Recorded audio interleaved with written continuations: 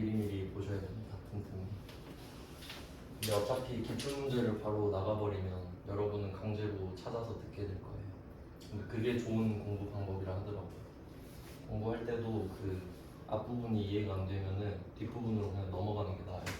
왜냐면 그 내용이 연결돼 있을 때 뒷부분이 이해가 안 되니까 앞에 부분을 내가 찾아보게 돼요. 자발적으로 공부를 하게 돼요. 근데 그냥 이해가 될 때까지 해버리면은 아웃풋이 없기 때문에 그 효율이 좀 떨어진다 하더라고요. 그래서 뭐 근데 다 넘어가시면 안 돼요. 전부 다 막 넘어가면 안 돼요. 근데 빠르게 한번 훑어보는 건 좋대요.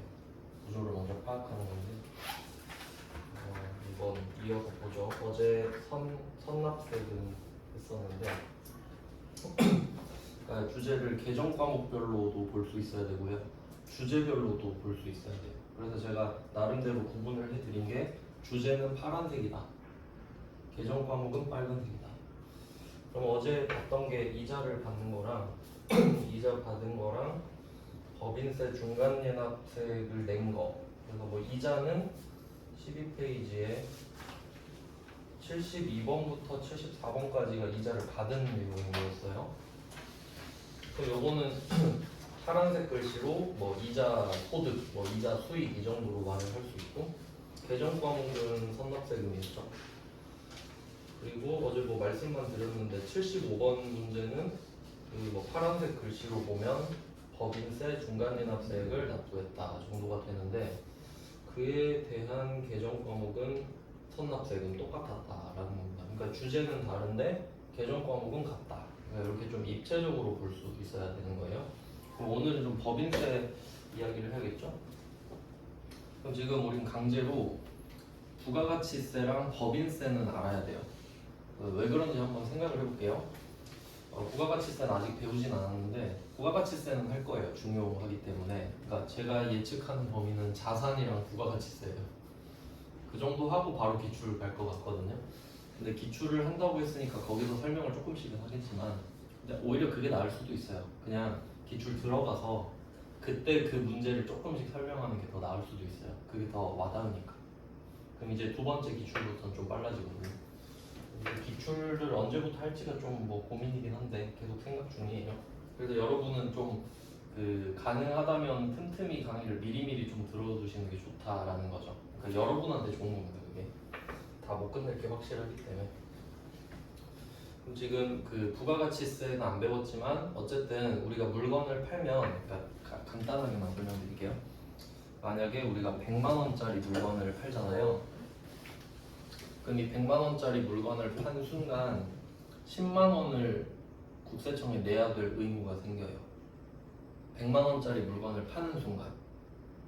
그러면 내가 100만 원만 받으면은 10만 원은 국세청 주고 90만 원만 내가 가져야 되거든요. 그럼 손해잖아요. 그러니까 어떤 방법을 선택하겠어요? 삥 뜯는 거지 그냥. 야 110만 원 내놔. 싫으면 안 팔아. 하면 되죠. 그래서 100만 원짜리 물건을 팔 때 10%를 더 받게 되는 거예요. 그럼 우린 10%를 더 내게 되는 거고요. 그러면 그 우리한테 부가가치세를 받은 그 사업자는 10만 원을 삥 뜯어서 내주는 겁니다. 그러니까 사업자는 손해를 보지 않는 세금이에요. 부가가치세는. 근데 어쨌든 내려면 알아야죠. 뭐 손해를 보든가 말든가 법을 알아야 그 법에 맞춰서 내니까. 그래서 부가가치세를 알아야 됩니다. 물건을 팔 때마다 의무가 생기니까. 그 다음 두 번째는 요거는 걷어서 내는 거고요. 그 다음 우리가 돈을 버는 건 또 별개의 일이죠. 그러니까 내가 번 돈이랑 쓴 돈을 빼면 그러니까 내가 100만 원 벌고 80만 원을 썼다. 그러면 각각 부가가치세는 별개고요.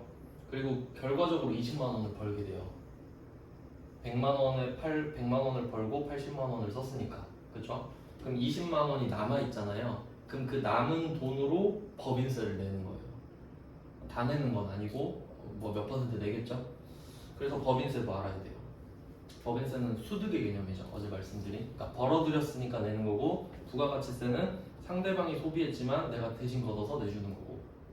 그 다음에 또 우리 직원들은 개인이잖아요. 그럼 그 개인들 대신에 원천징수 해줘야 되니까 소득세법을 또 대신 알아야 되지. 그러니까 우린 기본적으로 부가가치세, 소득세, 법인세를 알고 있어야 돼요.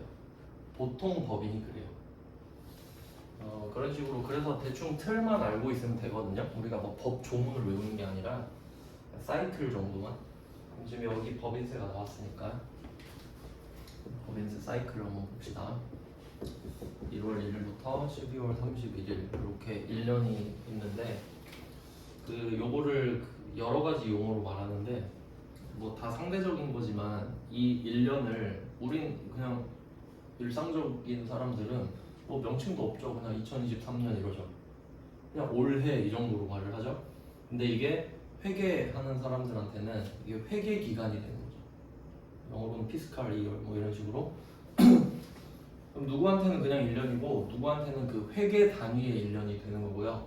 그 다음 또 법인세로 넘어가면 이 1년 동안 벌어들이고 쓴 돈을 계산을 해서 세금을 내라. 또 그런 기준이 될 수 있겠죠. 그래서 법인세에서는 각 사업연도 소득이라는 말을 쓰거든요. 각 사업 연도가 되는 거죠. 얘는. 근데 어차피 똑같은데 이름만 달라요 그냥. 그러니까 여러분도 그 누구한테는 친구, 누구한테는 뭐 자녀, 뭐 그런 식으로 되듯이 상대적인 겁니다. 여기서 법인세니까 각 사업 연도가 되고, 그럼 회계는 또 회계 기간이에요. 근데 이거 두 개를 같이 봐야 돼요. 제가 회계는 검은색으로 쓸게요. 그다음에 법인세는 빨간색으로 쓸게요.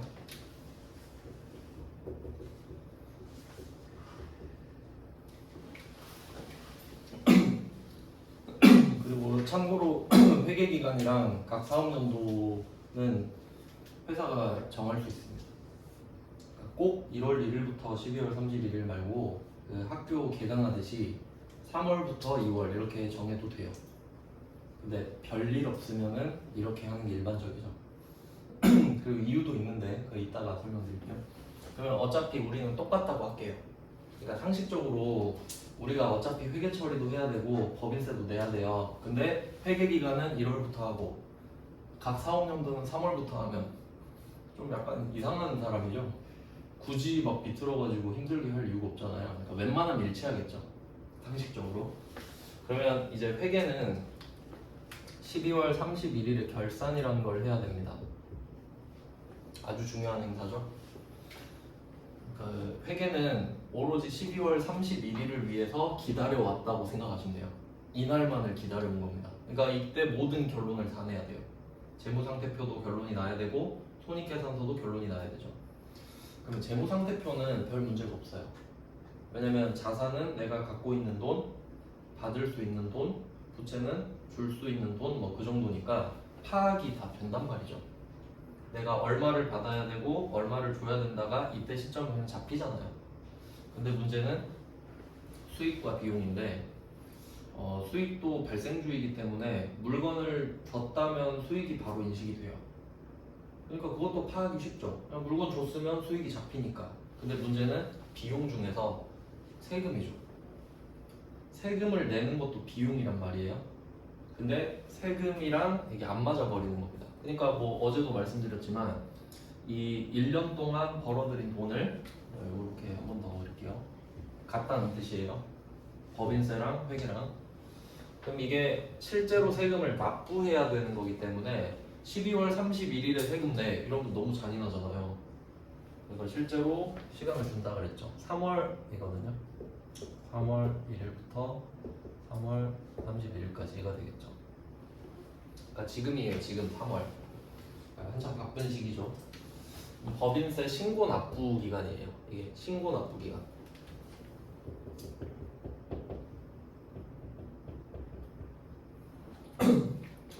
그리고 세금을 본인이 신고한다는 걸 알 수 있어요.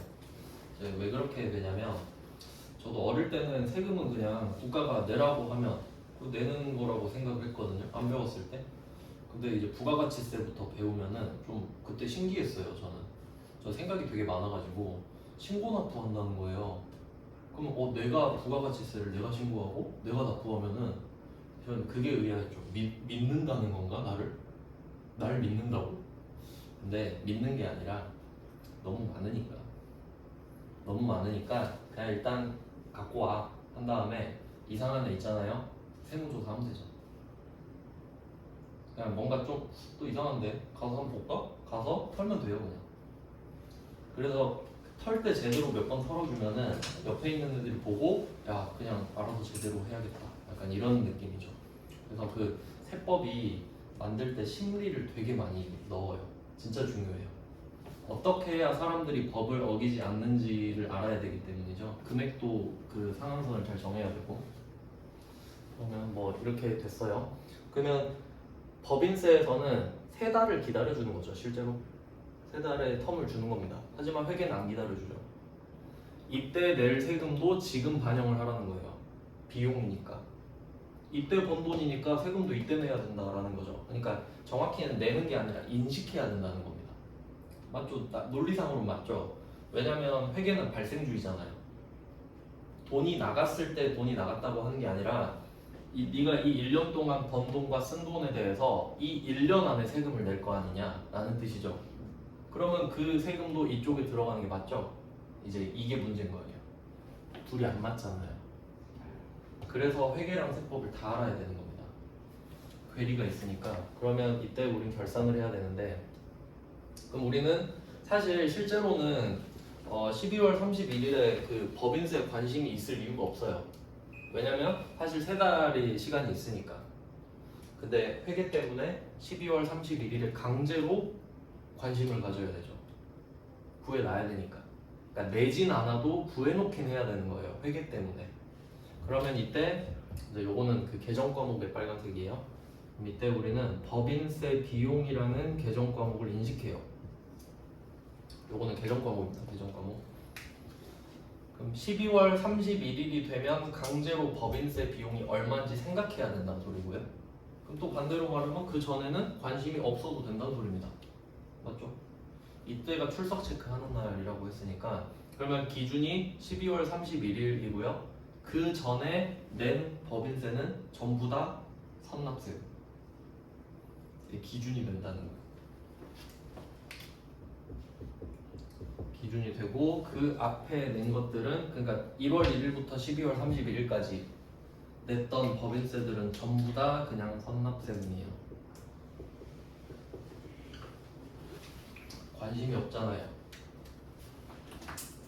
그러니까 내라고 해요. 그리고 하나 추가해야 돼요. 그럼 지금 1년 동안 벌어들인 걸 3달을 주는 거죠, 실제로. 그러면 이때 이것도 국세청의 패턴이라고 보시면 되는데, 그러니까 만약에 여러분이 돈을 받는다고 해봐요. 돈을 국세청이에요, 여러분이. 그럼 내가 A라는 회사한테 1년이 지나면 100만 원의 세금을 거둘 수 있다고 합시다. 그러면 첫 번째 선택, 1년을 꾹 참고 기다렸다가 100만 원을 받는다. 이게 첫 번째예요. 1년 기다리고 100만 원 받기. 두 번째, 6개월 지나서 50만 원 받고 또 6개월 지나서 50만 원 받기. 뭘 선택할 거냐? 이렇게 하면 이제 갈려요. 경제나 그 회계 쪽에 전혀 관심이 없는 분들은 똑같다고 생각해요. 왜냐면 명목 가치가 같으니까. 명목이라는 건 형식적인 걸 말합니다. 눈, 목, 자라서 그냥 보이는 대로라는 뜻일 거예요. 그럼 그게 그냥 화폐 가치를 뜻해요. 화폐에 적혀 있는 거예요. 근데 우리는 금리를 배웠죠. 금리. 그럼 잘 생각해봐요. 1년을 꾹 참고 100만 원을 받으면은 1년 뒤에 105%의 가치죠. 지금 금리가 5%라고 치면 그러니까 현재가 100%, 1년 뒤가 105%가 됩니다. 왜냐면 금리가 5%니까 1년이 흐르면 그때의 가치는 105%예요. 금액이 얼마인지는 상관없어요. 그러면 그때 105%가 100만 원에 매칭이 됩니다.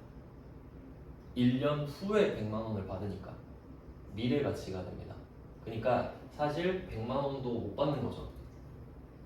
이해되시나요? 그 정도 이해하면 대충 그러니까 수치를 정확히 아는 건 힘들지만 금리라는 게 있으니까 지금 받는 게 더 좋겠구나 정도만 아시면 돼요, 여러분은. 그러니까 1년 뒤에 받으면 안 좋잖아요. 왜 그렇게 되냐면 반대로 생각해봐요. 내가 오늘 100만 원을 먼저 받아버리잖아요. 그러면 이걸 받자마자 내가 예금 맡겨버리는 거야. 그럼 1년 뒤에 얼마 돼요? 105만 원 되잖아. 근데 그럴 수 있는데 못 그랬잖아요. 난 1년 뒤에 100만 원밖에 못 받잖아. 그러니까 이미 손해를 본 거라고요. 근데 세금을 미리 거둘 순 없잖아요. 그쵸? 그러니까 그냥 그 국세청은 105%를 기본이라고 받아들이지. 근데 머리를 쓰는 거야. 아 이거 그래도 좀 더 받고 싶은데. 그럼 빨리 받으면 되잖아요. 그럼 6개월 지났을 때 야 너 1년치 100만 원 한 번에 내면 좀 부담스럽지 않아? 중간에 한 번 내지 그래? 약간 이렇게 좀 운을 띄우는 거야. 그럼 6개월 지나서 50%를 받잖아요. 50만 원을. 그러면 얘는 적어도 2.5%의 이자를 먹습니다. 맞죠? 그러니까 1년 뒤에 100만 원 받는 것보다는 중간에 한번 받아주는 게 이득이라고. 금리가 높을수록 더 큰 이득을 보겠죠. 그러니까 그런 구조적인 거를 이해하시면 돼요. 정확히 얼마를 이득을 봤어요. 누가 그렇게 안 물어보니까. 이해됐죠? 그러니까 여러분은 제가 케이스 1, 케이스 2를 줬을 때 아 당연히 후자죠. 이 정도 대답만 하면 돼요. 고민을 하면 안 된다고. 아 뭘로 하지? 이러면 안 된다고요. 알겠죠? 금리가 있으니까 시간의 가치잖아요. 하여튼 뭐 그런 식이에요. 그러니까 그걸 응용을 해서 얘가 머리를 쓴 거예요. 이유는 말 안 해주겠지 절대. 그러면 기분 나빠서 안 내버리니까. 그러면 이 6개월이 지났을 때 있죠. 이때 2달을 줘요. 2달 동안 신고해라. 7, 8월 이렇게 되는데 그냥 8월이라고 할게요. 이때 이 6개월치에 대한 걸 2달을 주는 거예요. 그러니까 이론상으로 1년치를 3달을 주는데 6개월치 2달이면 해자 아니냐. 그냥 한번 내. 어차피 너 내야 되니까. 이런 식인 거예요. 그럼 우리는 이것도 시키니까 해야죠. 세법이 시켰잖아요. 얘는 회계가 시킨 거 아니죠. 시키는데 어떻게 해야지. 그러니까 우리는 세법이 시키는 것도 해야 되고 회계가 시키는 것도 해야 돼요. 근데 세법이 먼저 요구하죠. 그럼 이때 대충 금액을 구할 거 아닙니까? 신고 납부해야 되니까. 그러면 내가 그 금액을 계산하고 납부를 했잖아요. 그럼 그 납부한 금액은 선납세금이지. 왜냐면 나는 1년치 법인세에 관심이 없거든요 지금. 그냥 6개월치 계산해서 내라고 하니까 냈을 뿐이죠. 근데 나는 아직 관심이 없거든요. 기준 전이죠. 그럼 그냥 선납세금 이렇게 쓰고 만다고요. 법인세 비용 이렇게 쓰는 게 아니라. 관심이 없어요 지금은 법인세에 대해서. 그래서 선납세금이고. 그리고 또 다른 케이스가 어제 했던 이자를 받는 케이스였죠. 그럼 이자는 언제 받을지 모르죠. 그러니까 법인세 예납은 날짜가 정해져 있단 말이에요. 정해져 있으니까 그거 내면 되는데. 아 그리고 이거 1년을 하는 이유가 그것도 있어요. 그럼 보통 3월에 90% 이상의 법인들이 한 방에 신고하거든요. 그럼 국세청 직원들도 좀 정신없겠죠. 한 방에 쫙 들어오니까 3월에. 근데 어떤 회사가 그 보험회사인가 업종마다 좀씩 다른 데가 있어요. 그럼 만약에 어떤 회사는 학교처럼 3월부터 2월까지를 했다고 합시다. 그럼 그 회사는 2월에 끝나요. 맞죠? 그러면 그 뒤로 3달이니까 5월에 신고하거든요. 맞죠? 2달씩 밀린 거니까. 그러면 바쁜 게 끝나고 5월에 한 개가 쏙 들어오는 거야. 신고가. 그럼 아주 차분하게 보겠죠. 차분하게. 한 개밖에 없으니까 심심하기도 했는데 잘 됐다. 이거 이상한데? 이렇게 되잖아요. 그럼 굳이 그런 위험을 부담할 필요가 없죠. 그런 이유도 있고요. 뭐 여러 가지 이유가 있겠죠. 네, 그리고 뭐 방금 말씀드렸던 게 법인세 중간예납은 그러니까 거의 비슷하잖아요. 90% 이상이 회사마다 다르지만 거의 그냥 이거라고 치면. 근데 이자를 받는 거는 다 다르죠.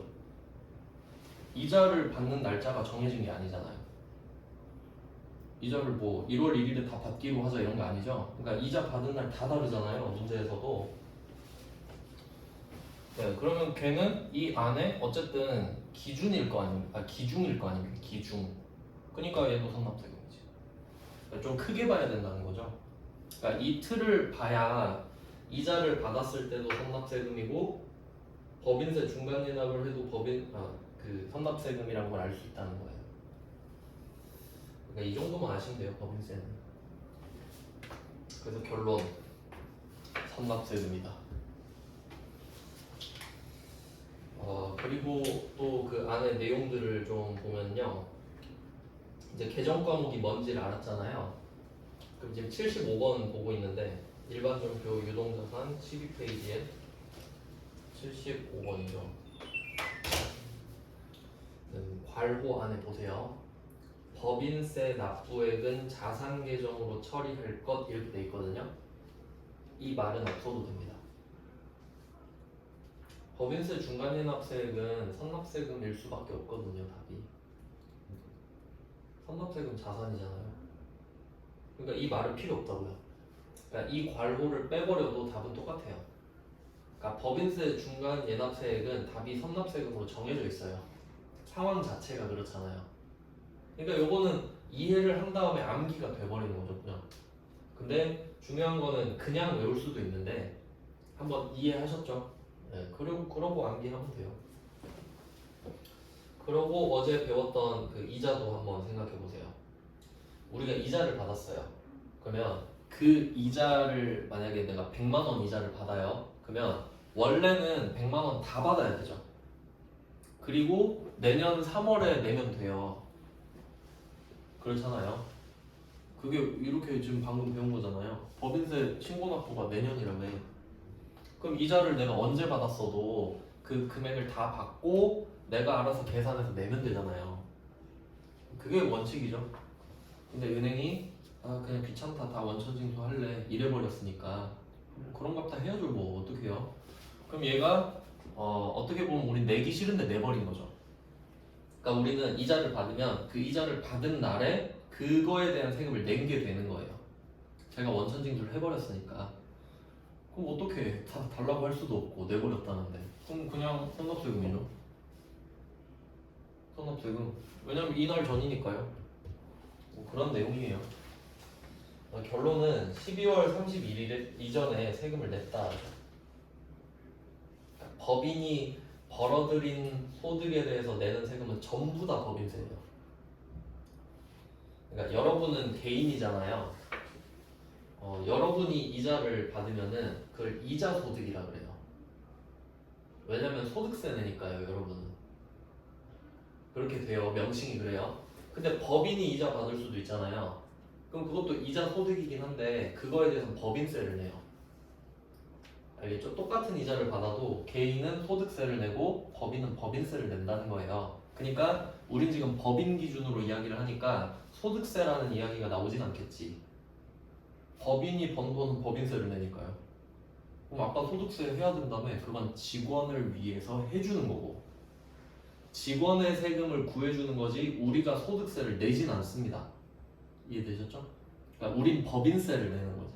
신고납부하는 거고 직원 거는 대신해 주는 거고 그 정도 돼요. 네, 법인세 틀을 봤어요.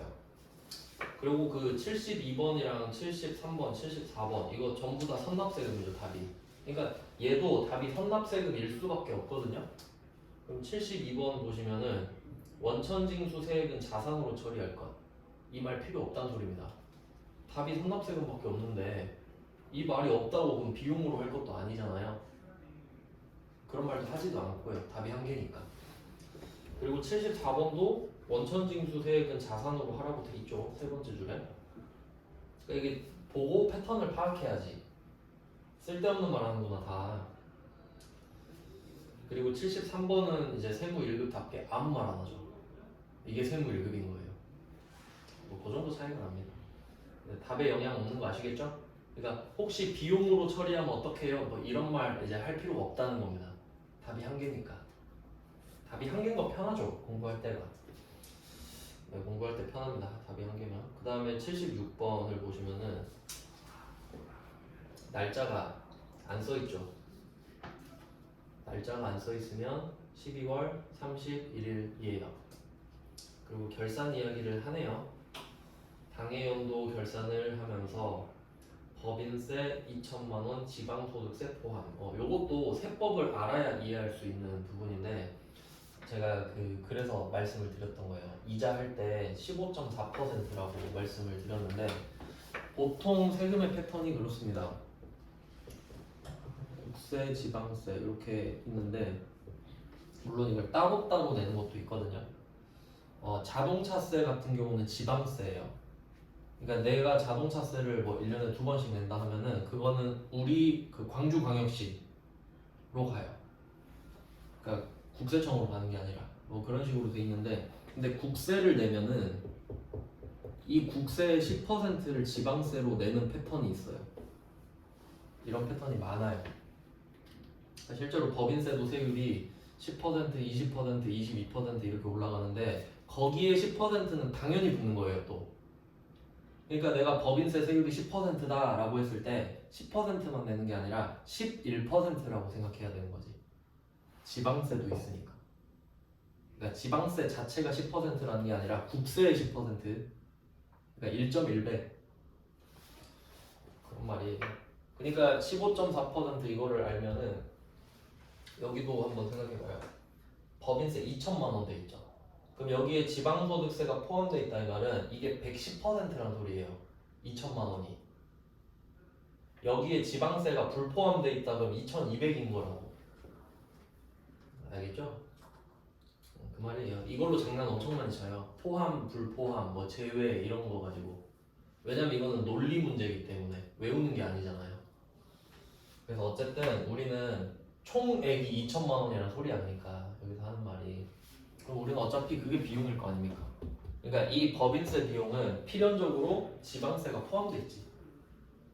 그렇잖아요. 굳이 뭐 국세 지방세를 따로 인식할 필요가 없잖아. 우리 입장에서는 그냥 다 비용인데. 그러니까 당연한 거예요. 외우라는 소리가 아니라 그냥 들어보면 당연하잖아요. 그러니까 우리 입장에서는 솔직히 말하면은 그 제 친구도 사업하는데 제가 막 그 원천징수한 거 얼마 내라 알려주잖아요. 국세 지방세 뭔지도 몰라요. 그냥 얼만데 이러지. 솔직히 그러지 않을까요? 그냥 얼만데 물어보지 뭐가 국세고 뭐가 지방세야 알려줘도 안 들어요. 걔는 금액만 알려달라고. 그러니까 우리 입장에서는 그냥 얼만데 이거잖아요. 그러니까 그 2천이라고. 네, 그러면 2천만 원이 확정이 되었습니다. 확정하였다. 그러니까 이게 법인세 비용이라는 계정 과목으로 됐다 이 말이에요. 확정하면 이게 되는 거니까. 그러니까 법인세 비용이라는 계정 과목을 쓰려고 확정을 한다는 거잖아요. 그러니까 우리가 회계만 아니면 12월 31일에 법인세를 왜 확정하고 있습니까? 3월에 하면 되지. 근데 지금 회계가 시켰잖아. 12월 31일에. 그러니까 지금 확정을 한 거라고. 냈다는 말 없죠? 그런 의미예요. 네, 확정을 했대. 그냥 정해졌다라는 겁니다.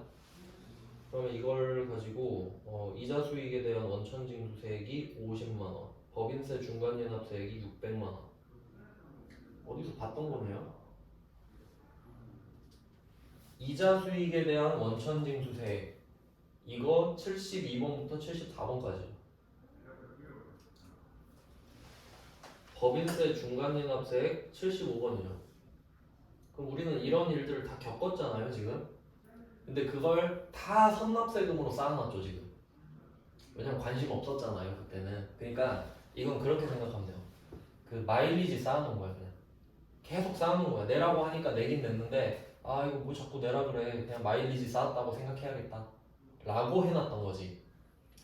그럼 우리 입장에서는 선납세금이 650만 원이라는 것만 알면 되겠네요. 맞죠? 선납세금이 차변에 계속 쌓여 있어요. 그러면 회계 처리를 생각을 해봅시다. 그 이자 받은 건 어제 했으니까 그 선납세금 빼고 입금이 됐잖아요. 그 다음에 법인세 내는 것도 답이 간단해서 안 썼는데 차변에 선납세금, 대변에 보통예금 끝입니다. 180, 180. 이거 쓰기 민망해서 안 썼어요.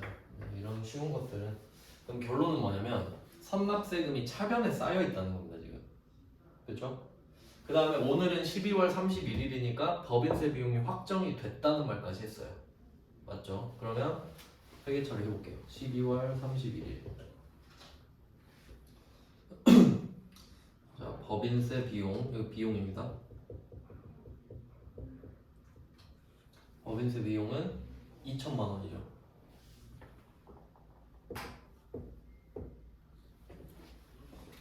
비용으로 인식한 겁니다, 그냥.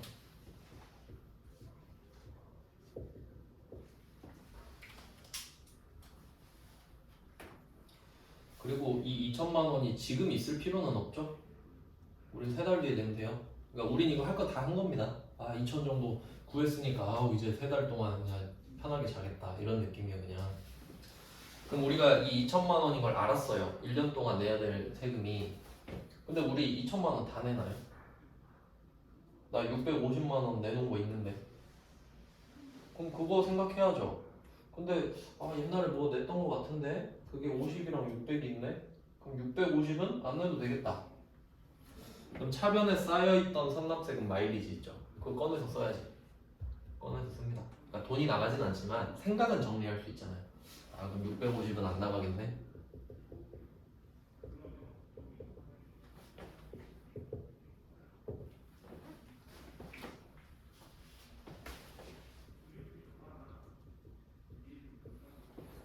이렇게 돼요. 지금 정리하고 있는 거예요. 머릿속으로.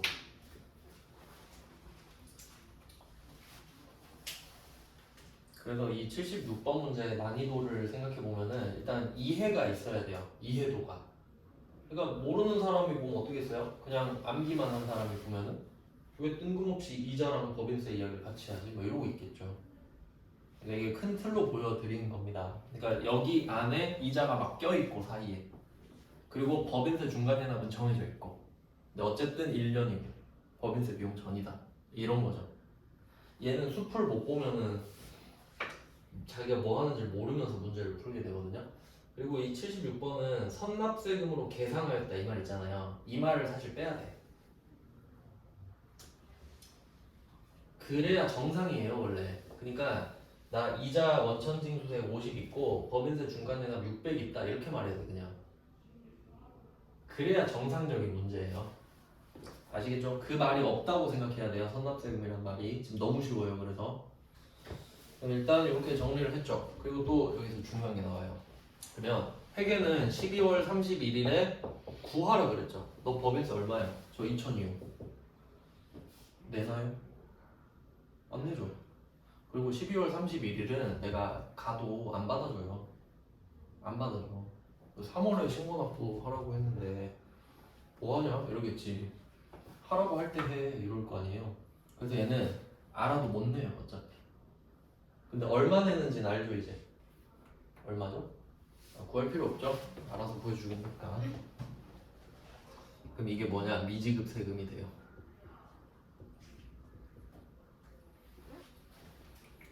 미지급 세금. 내고 싶어도 못 내죠.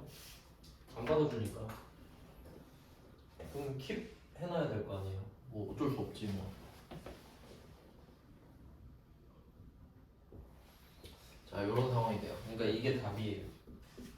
76번. 자, 이해되시나요? 선납세금 차변에 계속 쌓다가.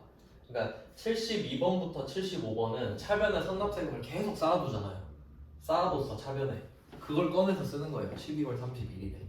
이날을 기다린 거죠. 꺼내서 쓰려고. 그런 내용이에요. 연결되시죠? 그리고 그 76번은 하나 더 써도 돼요. 이거 자동 결산이에요. 자동만 써도 돼요. 나중에 아실 거예요.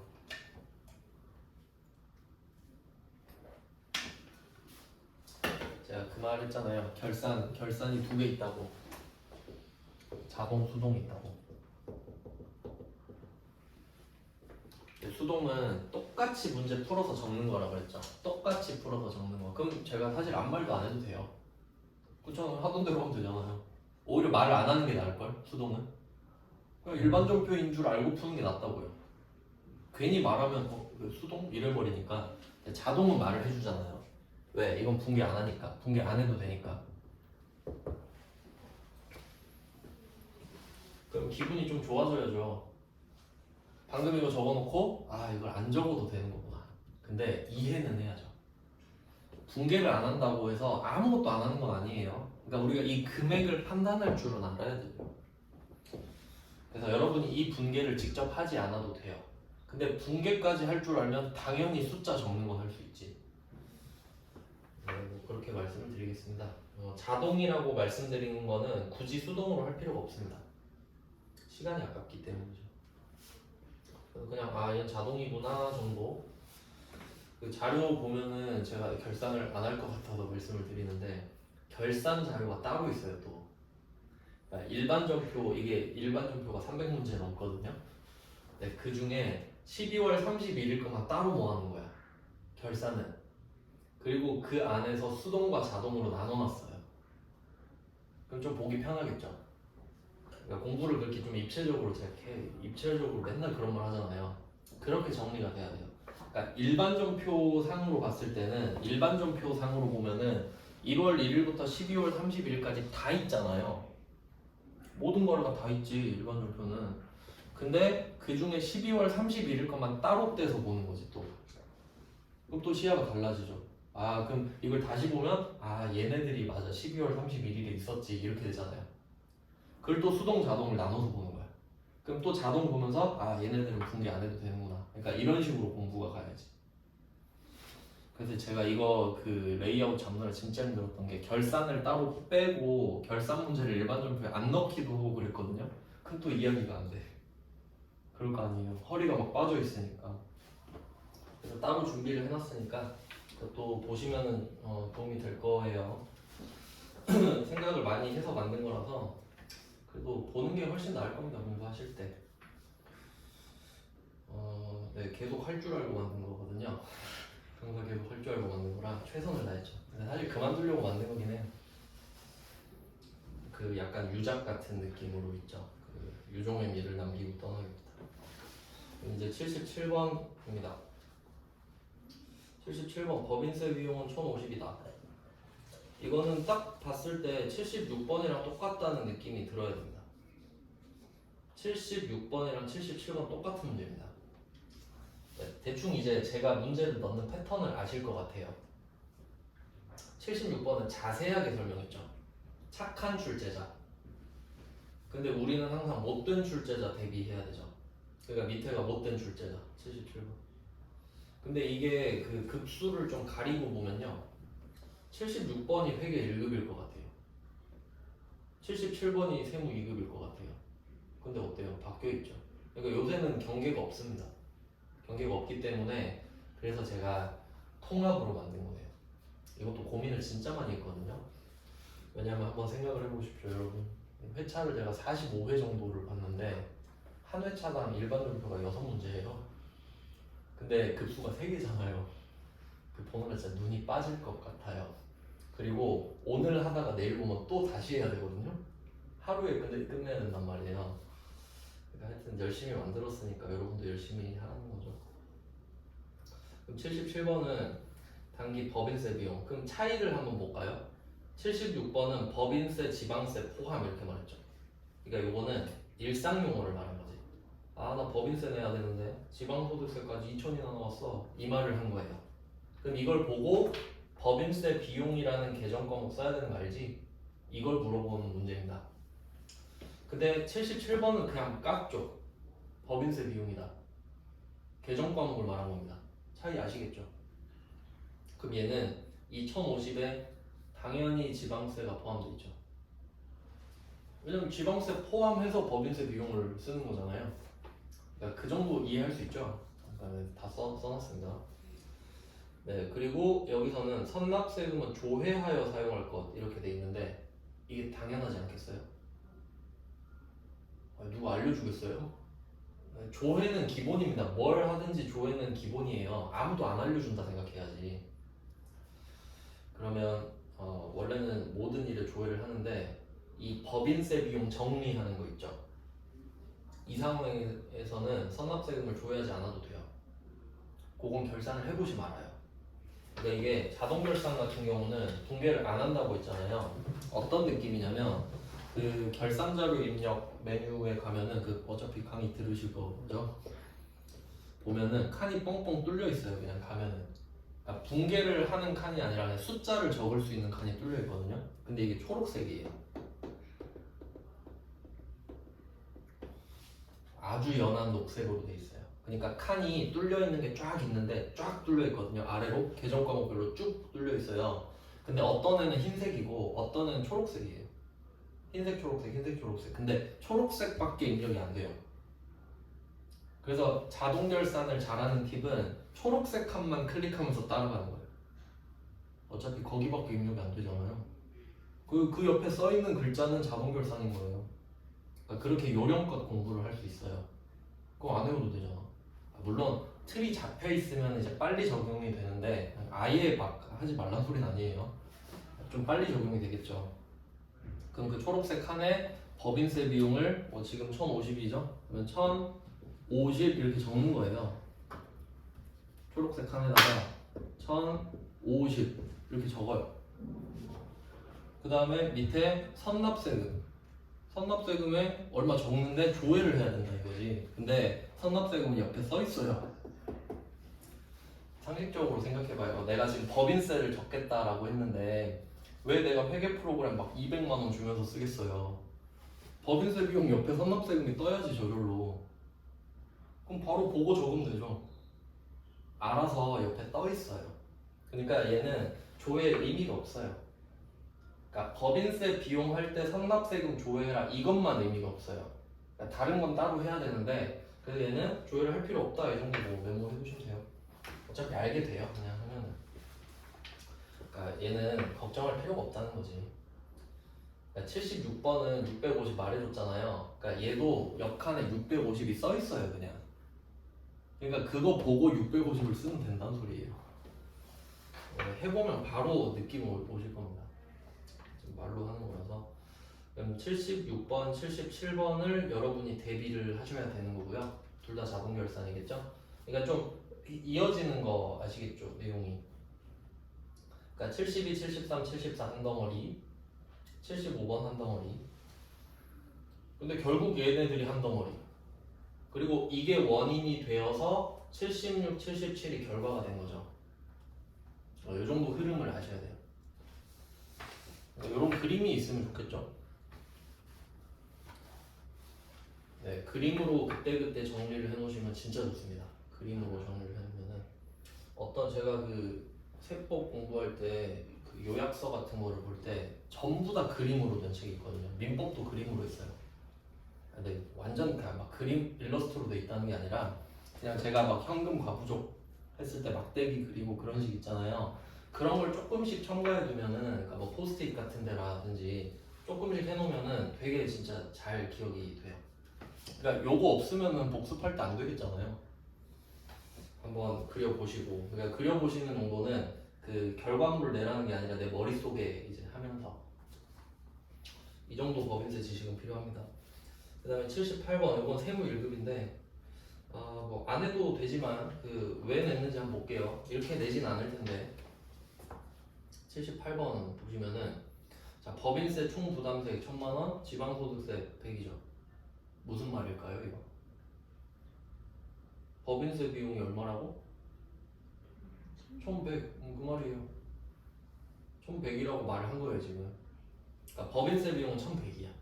알겠죠? 그럼 1100. 그 다음에 예수금 선납세금 있죠. 예수금은 제가 선납세금 반대라고 말씀드렸는데 그러니까 선납세금은 내가 삥을 뜯긴 거고요. 예수금은 내가 삥을 뜯은 거예요.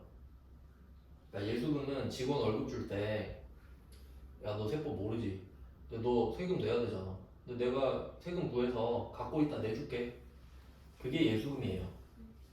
그러면 이 예수금은 법인세랑 상관이 있어요? 아무 상관이 없지. 그러니까 이 예수금은 남의 소득세를 내가 갖고 있는 거라고. 남의 소득세라 써주세요. 지금 예수금에다가.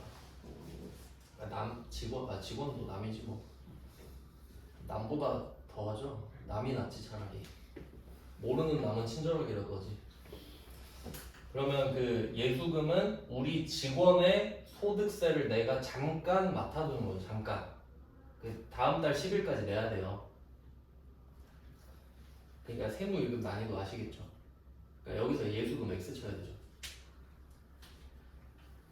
잘 해석해봐요. 예수금을 이거 그러니까 이 예수금을 삥땅 치라는 소리가 아니에요. 지금은 상관이 없다는 소리지. 그러니까 때가 되면 이걸 납부를 할 겁니다. 근데 지금은 아니지. 법인세 이야기하고 있으니까. 그러면 법인세 비용이랑 세트는 누구예요? 선납세금이잖아. 그러니까 그 이야기 하는 거예요. 네가 필요한 정보만 골라서 볼 수 있냐. 네, 그러면 선납세금이 총 얼마인지 볼까요? 법인세 중간예납 400 들어가 있고 이자는 총 154만 원. 네, 디테일 보세요. 140에 14만 원이죠. 세무서랑 구청 돼 있죠. 세무서 있잖아요. 세무서 여기가 국세청 아래예요. 국세청 쫄다고 해요. 그러니까 세무서는 국세를 내려가는 곳이에요. 그럼 구청은 강남구잖아요. 그러니까 서울 특별시 있죠. 거기도 지방입니다. 요것도 그 좀 구조적으로 잘 모르시는 분들 있던데 서울 특별시도 지방자치단체예요. 근데 그 대부분의 행정기관, 그러니까 행정부가 서울에 많이 있어서 물론 수도는 맞는데 수도인 지방입니다. 서울도 지방이에요 원래 개념으로는. 그러니까 지방세인 거죠 구청에. 그러니까 14, 1.4 맞잖아. 15.4%. 네 그렇게 되고 조금 아쉬운 거는 이제 영등포 세무서 이렇게 돼 있는데 얘도 원래 지방세 따로 내죠. 법인세도 지방세 따로 낸다 했잖아요. 그러니까 출제자가 약간 좀 그 완벽함을 추구하고 싶었는데 여기서 조금 힌트가 나간 것 같네요. 하여튼 뭐 상관없지. 그럼 우리가 해야 될 거는 차변에 법인세 비용 1100, 대변에 선납세금 554만 원 맞죠? 나머지 금액 미지급 세금 뭐 그렇게 하라는 건데 그러니까 이렇게 내진 않지만 그냥 보고 실제는 이렇겠구나라고 생각하셔야 돼요. 그러니까 회계 1급은 난이도를 굉장히 낮춰서 내는 거구나라고 생각해야 된다고. 근데 제가 백날 말해봤자 아무도 안 믿길래 그냥 문제를 보여주는 거죠. 그러니까 제가 회계 1급의 수준을 맞춰버리면 좀 원하는 결과를 못 얻을 수도 있다는 식으로 말씀을 드리는 거예요. 너무 수준이 좀 낮기 때문에 그래요. 네 이렇게 하면은 결과적으로 78번도 같은 문제죠. 근데 여러분이 대비를 할 필요는 없으니까 뒤쪽도 한번 볼까요? 어마어마합니다. 여기가 이제 끝인데 79, 80 있잖아요. 둘 다 세무 1급이죠. 여기는 진짜 쌀벌한 게 실제로는 이렇습니다. 79번 보시면은 세율이 아예 따로 나왔죠. 여기까지만 그냥 말씀드릴게요. 절대 시험에 안 나오지만 상식이니까. 그럼 한번 과세표준이라는 말이 있어요. 그 79번 첫 번째 박스에 보면은 과세표준 계산 있죠? 그 맨 밑에 112번 과세표준 있죠? 거기에 2억 7,968만 원 써있죠? 그러니까 지금 요거 가지고 세금을 낼 거예요. 자 근데 밑에 내려가 보면 두 번째 칸에 세율 정보 있죠? 법인세율 2억 이하 10% 돼 있죠? 그러면 지금 2억 7,968만 원이잖아요. 이 중에 딱 2억만 떼서 10%를 때립니다. 그리고 밑에 지방세 소득세율은 1% 돼 있죠. 국세 10%니까. 그러면 2억에 대해서는 11%를 맞아요. 그게 얼마겠어요? 2,200만 원이죠. 그럼 일단 2,200만 원 킵. 자, 그 다음에 2억 넘어간 게 얼마예요? 7,968만 원이죠. 그건 2억 원 초과 200억 원 이하가 20%잖아요. 지방세는 2%. 그러면 7,968만 원은 22%를 때리는 거야. 그리고 더해요. 이런 걸 누진세라고 해요. 쌓으면서 나아간다고. 여러분 로또 당첨돼도 이래요. 당첨되면은 3억까지는 22%고 3억 초과분 있죠. 그러니까 10억 당첨되면 3억에는 22%고 나머지 7억에는 33%예요. 뭐 이해되시죠? 그러니까 세무 1급은 이렇다고. 그리고 실제로 이렇게 계산한다고. 그러니까 제가 알려드리고 싶은 거는 누가 말을 해주지 않아. 법인세 얼마 이렇게 말 안 해줘. 물론 법인세 팀에서 말해줄 수는 있는데 회사가 작으면 내가 해야죠 이것도. 근데 79번은 그래도 양반이에요. 80번 보세요.